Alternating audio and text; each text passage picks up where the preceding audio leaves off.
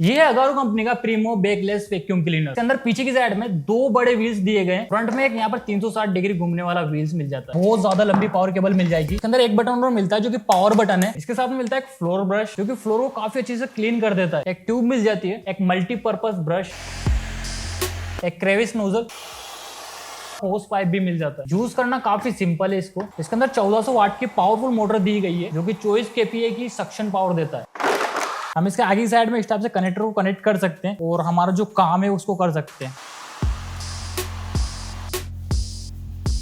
इसके अंदर आपको साइक्लोन फीचर दिया गया है। जब भी डस्ट इसके अंदर जाती है तो गोल गोल घूमती है और हमारा जो HEPA फिल्टर है उसको जाम नहीं करती। 1.5 लीटर का डस्ट कंटेनर मिल जाता है। ट्रिगर को दबाने के बाद में ये ओपन हो जाएगा और यहाँ से आप डस्ट को क्लीन कर सकते हो। इसके अंदर लगे हुए 2 HEPA फिल्टर जो कि आप इजीली ब्रश के द्वारा क्लीन कर सकते हो। इस मशीन को परचेस करना चाहते हो तो लिंक डिस्क्रिप्शन के अंदर दिया गया है, वहां से आप इसको परचेस कर सकते हो।